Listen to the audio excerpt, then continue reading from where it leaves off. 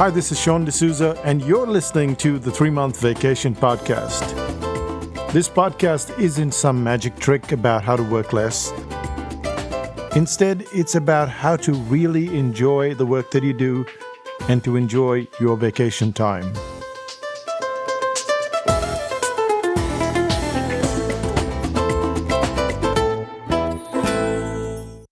Hi, I'm Sean, and you're listening to the 3-Month Vacation.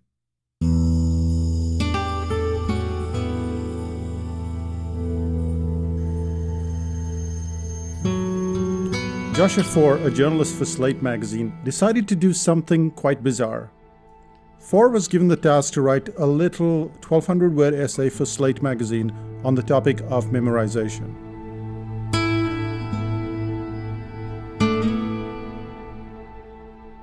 He was going to find out how some people seem to have this gift of extraordinary recall.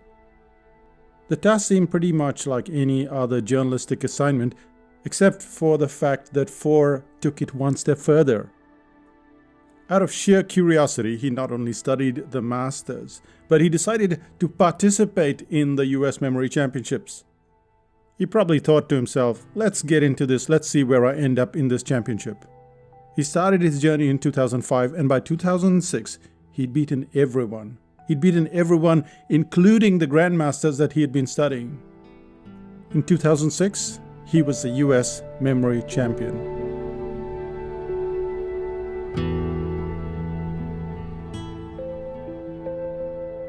And by Joshua's own admission, he's not very good at remembering things.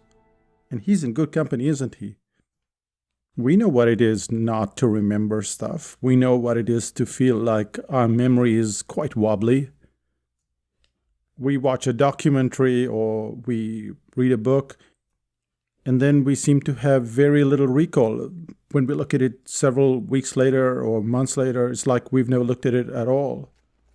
We could be sitting in a workshop or seminar, and then we have to scribble down all of these notes just so that we can remember.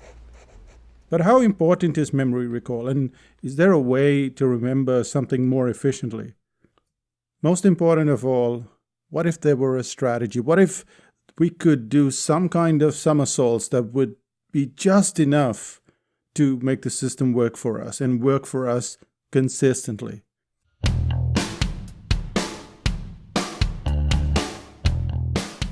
That brings us to today's episode. We're going to cover 3 topics as always. We'll start out with spaced repetition and how it dramatically improves the acquisition of facts, the acquisition of details. Then we'll go to frequency. We'll see, is it important to repeat stuff at a regular interval? How long is that interval? And we'll see how frequency plays out. And finally, we'll look at something which swings the other way, which is, should you leave some parts of your memory alone? Should you not try to remember everything?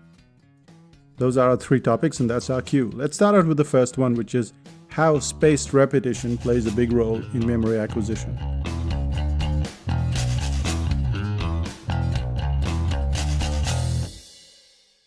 Here's a little test.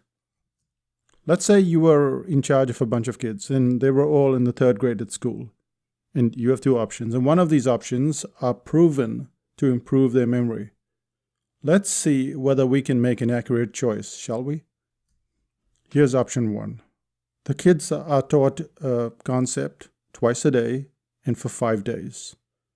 And option 2 is the kids are taught a concept just once a day for 10 days. Which of the 2 seems to improve the potential of memory recall? It's hard to say, isn't it? Twice a day sounds pretty solid to me.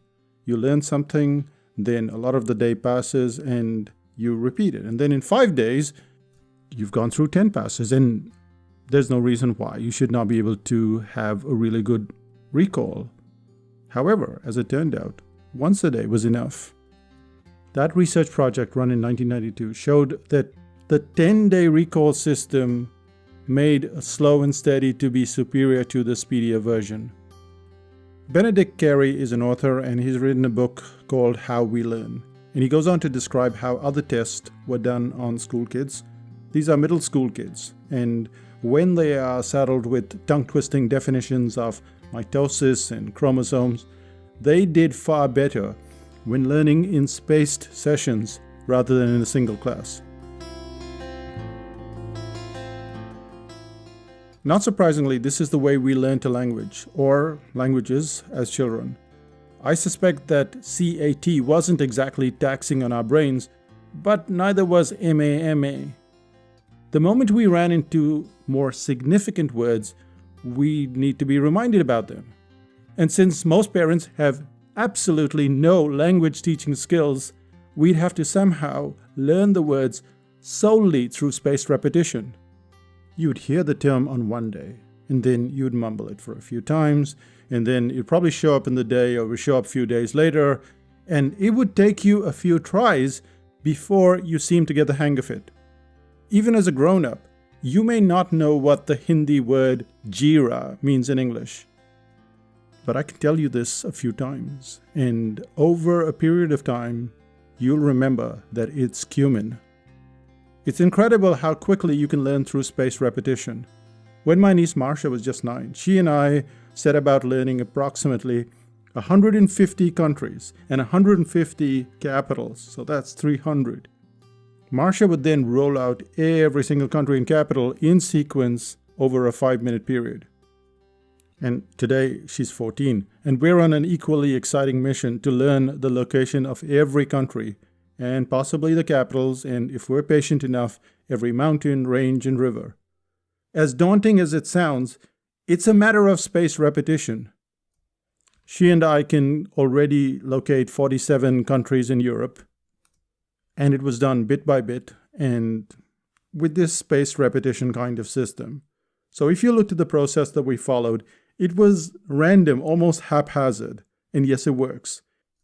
At the age of 9, Marcia was able to learn all of those countries and capitals from Christmas to Easter. And now we've both barely had the app for about 3 weeks, and we're past Europe and into Africa. But how does this help us with remembering information that we've learned?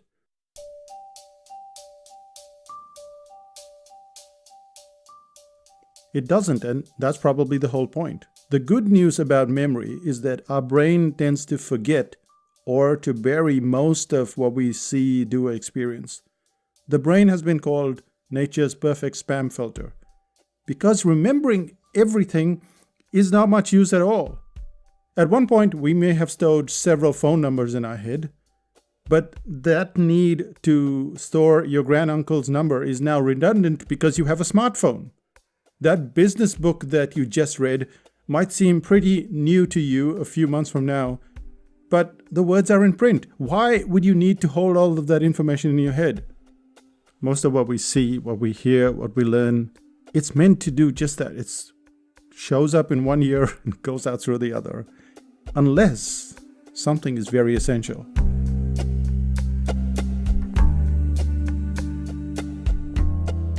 When we look at students, it's important for them to remember the definition of mitosis. It's also important, if you're learning a language, to remember that the word jeera means cumin. When you're going through these kind of exercises, spaced learning is going to come to your rescue. And before the age of smartphones and apps, you'd probably have to use things like handmade flashcards. And today, we have apps. We have things like Anki. I call it Anki. You may call it Anki. It's spelled A-N-K-I. And then you also have other apps like Memories or Quizlet or Tiny Cards. Now, I use Anki when learning Spanish, and it's free if you use it on the computer. But don't be fooled by the free price tag. A developer has to pay their bills like everybody else, and hence Anki costs about $25 if you choose to have it on your devices. Now, it's worth every cent because it means that you can learn while you're outside instead of just being chained to your computer. My Spanish has improved more in the last 2 years than in the preceding 19. That's how much use it has been for me.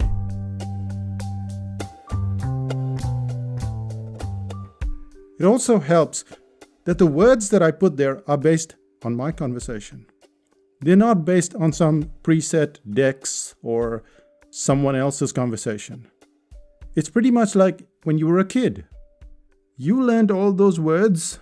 Yes, you used spaced repetition without realizing it, but you learned it based on the conversation that you had with your parents, the conversation that we had with our friends.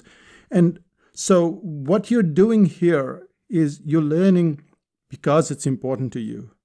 And if your friend said, hey, how come you're going to buy Jira? You'd know it was cumin. And you'd know if it were valuable for you at that point in time. But memory is not one-sided. It also depends on frequency. It depends on how you learn something today, and then when you reignite that somewhere down the line, and then somewhere down the line, until it becomes part of your system. So that reignition, that frequency, that's what we have to look into. And that takes us to the second part, which is the ideal frequency. What is that ideal frequency needed to make information stick?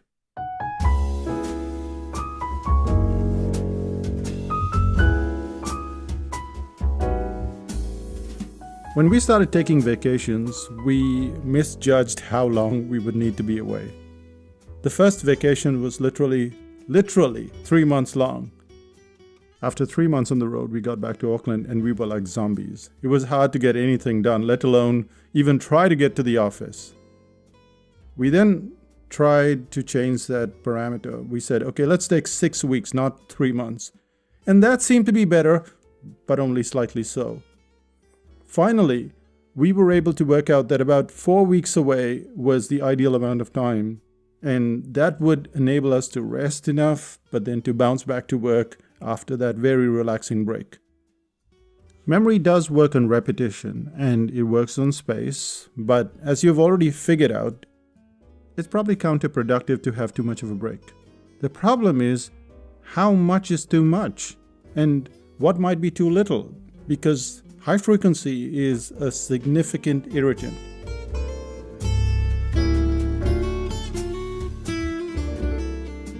So if I told you Jira was cumin for the third or the fourth or the fifth time, now it starts to grate on you. It's like, I got it. I got this whole Jira thing. But what if you needed to access that word 3 days from now, then a week from now, or possibly 1.6 months from now? That's when Anki does a splendid job. Over the years, memory enthusiasts and experts have worked out a system of how quickly you should bring back the memory before it fades away.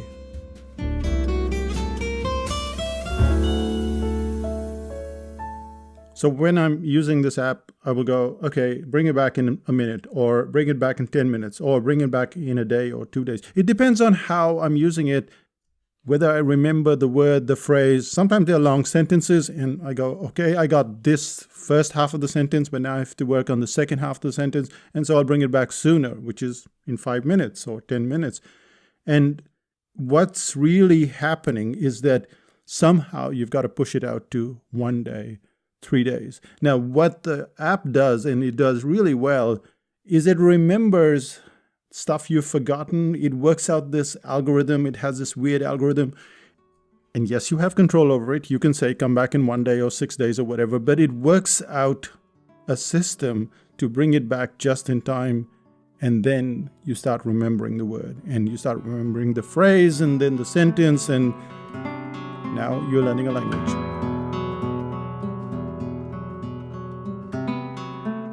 But this spacing is also important because of the layering. When I'm learning Spanish, for example, a word isn't too much of a bother to remember. It may take a day or two, but not much longer. But you take a convoluted sentence and all hell breaks loose. Which is why I will learn a bit of the sentence, like I just told you, and then I'd wait for the software to bring it back the next time. And in between, I will be eating, sleeping, drinking beer, and approaching another bit of the sentence. Now, you notice what's happening there, right? The learning is rolling out like a lasagna, layer by layer, until I've had my fill. And then I can say something in Spanish like, la cerveza que dejamos afuera durante la noche está congelada.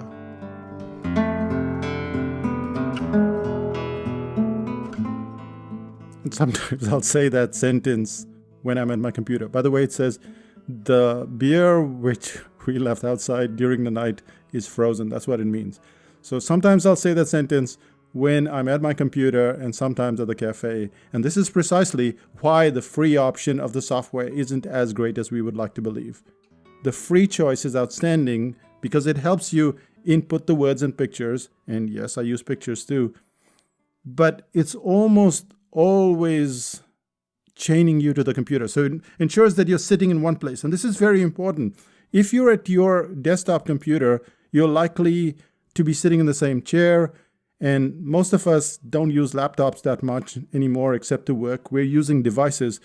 And when you have that device, what it's doing is changing your location. And location becomes a very critical part of it because it changes the context of when you learn the word and where you learn the word. And so then you have a different sort of layering that comes in. That layering that enables you to remember. You learn Spanish at your computer, you learned it at the cafe, you learned it somewhere else at, I don't know, maybe waiting for the dentist.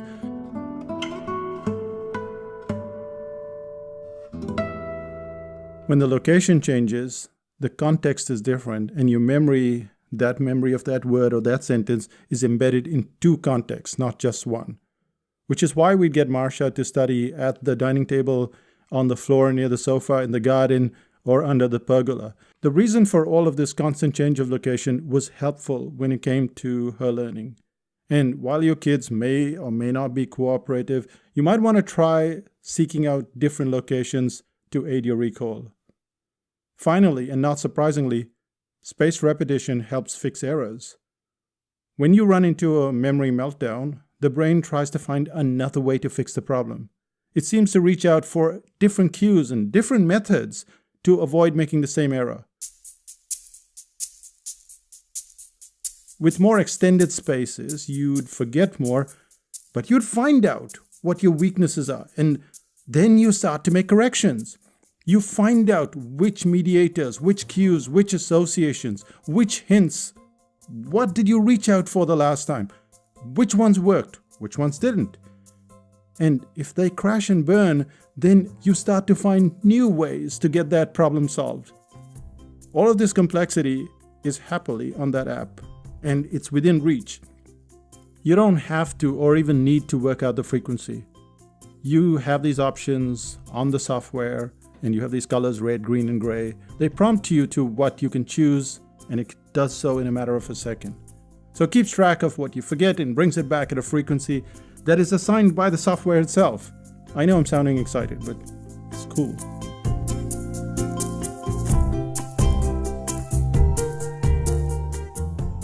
This is much like our vacation. So it's long enough to get us rested, it rests your brain, and then it brings it back. Not too long, not too short, just right, that Goldilocks moment. And that kind of sorts out the issue of frequency, which is very useful if your child is cramming for an exam or if you're learning a language. But that doesn't solve our overwhelming problem of memory, does it? Shouldn't we remember more of what we read, what we hear, what we watch? We tackled this issue early in the article, and the answer is no, we don't. But let's bury that nagging feeling. Let's say that we don't actually have to remember everything. Let's sort out this obsession, this memory obsession, once and for all, and hopefully permanently. Let's go to the third part, which is what to remember and what you should just forget. Leave it alone. If you look at Australia from the sky, it seems dry and hot. Hot it may be, but it certainly isn't as dry as you'd imagine. Because while the surface of Australia is semi-arid and temperatures routinely climb above 40 degrees centigrade, which is over 100 Fahrenheit, well, there's plenty of water. And that's because Australia sits on a thick slab of sandstone, and below it, yes, it's all water. So much water, in fact, that's enough to submerge all of the land on the planet 1.5 feet deep. And the Aboriginals, the ancient keepers of this land, they know all of the spots, or at least a lot of the spots, where you can find the water. All the water spots are secret. And there's a reason why, because they depend on it. Now, this information is crucial because it's survival. And no one is telling you anything that you don't already know. But we have elements that require us to survive, and we have memories of this information. But there are things that are not crucial. Why is it then that we're obsessed with memory? The answer seems to lie in tests and examinations. Most of us have a distinct memory of being told to study, to work hard. But in reality, what we were being told is merely to retain information. That information would be regurgitated on some test paper, on some exam, and once that test or exam was complete, almost everything that we had learned seemed to be gone. It was like our brains were reformatted. And then next term, next exam, next test, we would have to learn a new set of facts, and then again, regurgitation. And that's the kind of sequence that would cause us to have this critical factor of memory. That's survival for you as a student.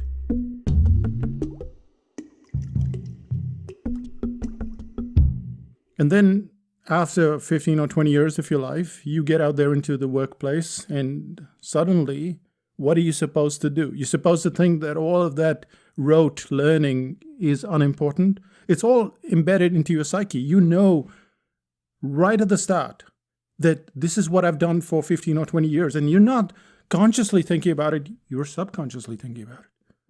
But you think that memory is so critical because every time you picked up a book, that book was relevant to your exams, to your tests. And, well, now it isn't. And this is the kind of paradox that we have to deal with on a regular basis. And we can't seem to shake it because those were our formative years. Those were the years where we had to do the stuff, and it's stuck in our memory as critical, as crucial, just like those water holes out in the outback in Australia. So memory becomes this obsessive thing. We have to remember things. What doesn't help is that some people seem to be better at memorizing things. They have this encyclopedia in their head. And yet, we never stop to ask, what is the purpose of retaining all of this information? What if you were suddenly bestowed a superpower and you could remember the next 500 books that you read? What if you watched movies, documentaries, and then you could remember every sequence, every possible dialogue, every piece of music?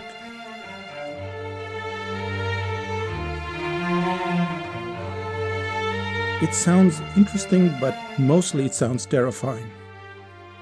And this twinge of uncertainty that we're feeling, this terrifying kind of feeling, that's because we've realized just at this moment, or maybe 5 minutes ago, the memory isn't as important as we think it is. Non-crucial memory, memory that's not related to almost survival of your business, well, that becomes like the third sofa, and then the fourth sofa, and the fifth sofa, and now you have 15 sofas. It becomes pointless. And so the brain is going, wait a second, I have to burn all this energy to remember something that's completely pointless. So it doesn't. Well, it doesn't quite get rid of it. It just sets it on this low dimmer, just like your light setting. It just goes, okay, let's put this on low dimmer, put it somewhere at the back. And what we do remember are the things that are crucial, and they're on full power.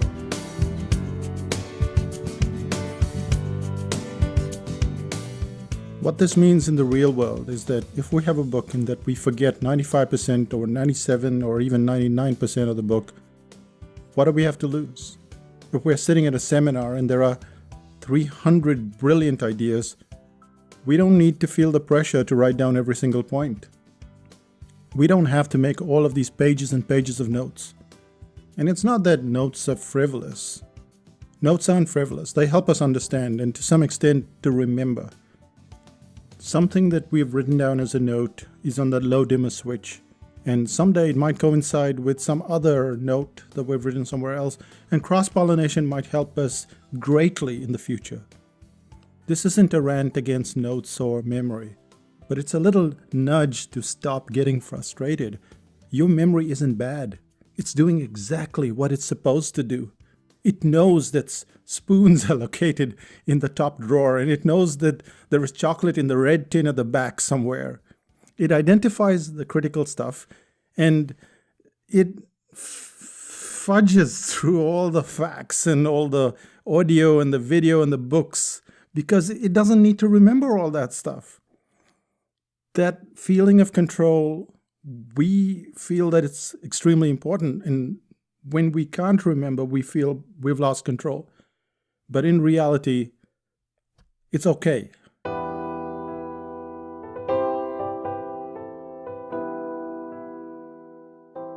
What needs to be done at this point in time, and it depends on why you're reading something or why you're absorbing something. And here's how I deal with information. If I'm reading a novel, if I'm watching a cartoon, then I'm watching it purely for entertainment. That's fine. But at other times, I'm taking in vast amounts of information, and it's knowledge that I seek. And I will hit a spot. So when I hit a spot where the information is implementable, I will stop reading, I will stop listening, I will turn off the video. I will make a note of why it was so important that I had to throttle that flow of information. And often I will go back many times to listen to that same thing. So 3 weeks ago, I was watching a series by Dan Brown, and this is Dan Brown, the writer, the best-selling author from Da Vinci Code, and he's a very good teacher.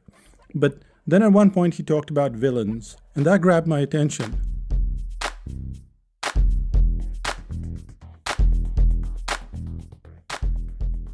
He was pitching villains against heroes, just as in the brain audit we have problem versus solution.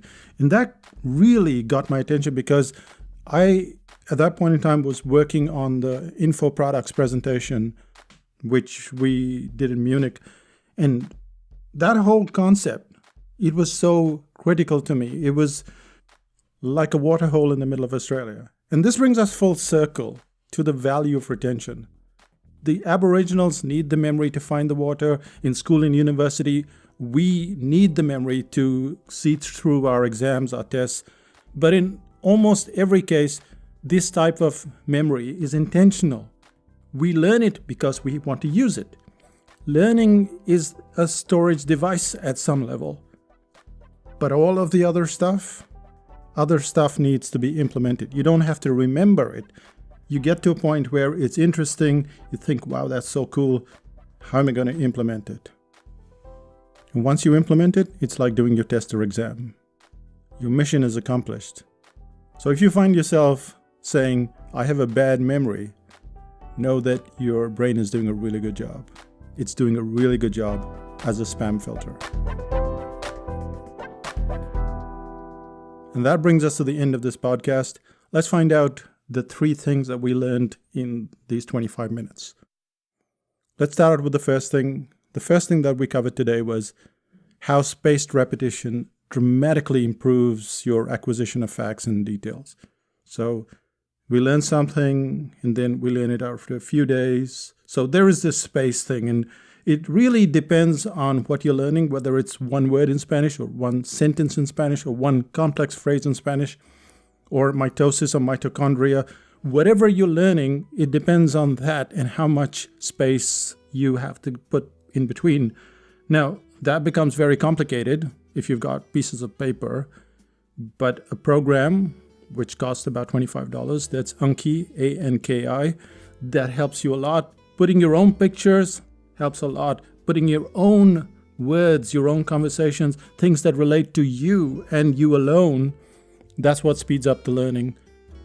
And so now we have repetition and we have frequency. And now the third thing we have to remember is there's this whole volume of stuff, all those books in the library, all the books on the internet. Nope, we don't have to remember anything.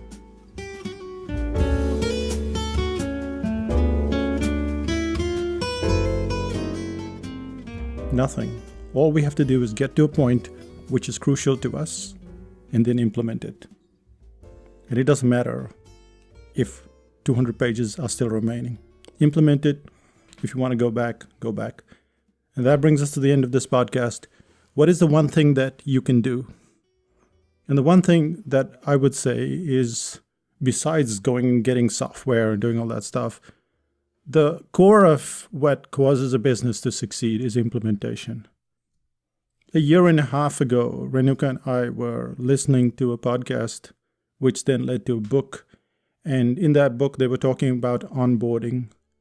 And that was a year and a half ago. And we're still in the process of onboarding people into 5000 BC, still onboarding people into the article writing course, to the workshops. And a year and a half, and we're running at a pretty good pace, I would say. We seem to get a lot done, even though it's just a couple of us. And yet it takes a lot of time. It's not like we haven't read any other books or watched any other documentaries or done nothing since then. But what you're really focused on, or should be focused on, is this factor of, I've got this point, and I'm going to implement it. Just like you did with your exams. You learned all the stuff. Now you're going to do something about it. That's it. And that's the one thing that you can do. Get stuck at a point, implement it, and you don't have to remember all the other stuff. And with that, let's find out what's happening in Psychotactics land.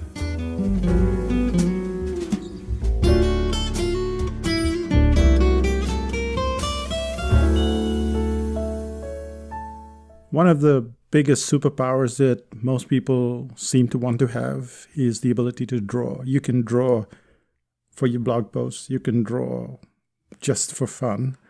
And some people mix both of them. In fact, a lot of the clients that we know mix both of them, and they totally enjoy the cartooning course. So that's the Da Vinci course.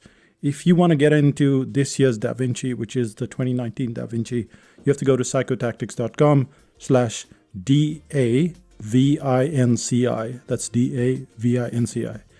And on the 22nd of June, that's when the bookings open. Once again, 5000 BC members have preference. So if you're a 5000 BC member, you're first in line. Then those on the waiting list. So get on the waiting list anyway, even if you're not a 5000 BC member. But if you'd like to join 5000 BC, well, we're happy to have you there. You'll enjoy it out there. The other thing is the pre-sale, which is on the 7th of June. If you wonder how we go about filling in workshops and courses and stuff, there is a method, and it's a non-pressure method, as you figured out. We do this probably better than most of the people that I know on the internet. We don't seem to do any promotions. We don't do any advertising. We don't do any of the stuff that you see. And yet we fill up faster than almost anybody I know. So that's the method of pre-sale that we do, and I think you'll enjoy it. That's on the 7th of June. Go to psychotactics.com, pre-sale, and again, there are some goodies that you'll get out there. So that is the end of our little set of announcements. There's a headline course coming up as well. We will give you more details as we go along. And that brings us to the end of this podcast. Thanks for listening, and if you haven't already left a review on iTunes, then please do so. Bye for now.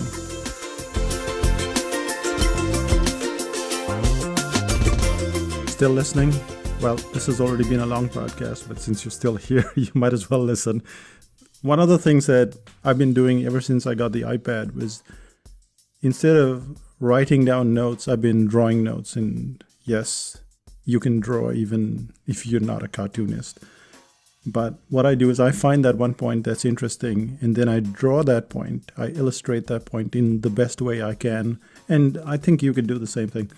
And so when I'm going through my iPad, I have these little Post-its, which is really a graphic of a Post-it, and I do the drawing on that Post-it. And so as I'm going through the Post-its, I can see very quickly just the drawings, just one idea, usually just one idea. Sometimes it'll be two or three, but most of the time it's just one idea, one drawing. And that way I can remember stuff if I need to and then implement it. Most of it is just for my own kind of sense of sanity, sense of control, I guess, that you don't want to forget what you've learned. You want to feel that rush of excitement like when you first read it or listened to it. So that's why I keep that stuff. And sometimes it's useful. It's particularly useful for me because I use a lot of the information on the podcast. So it becomes a crucial element as well.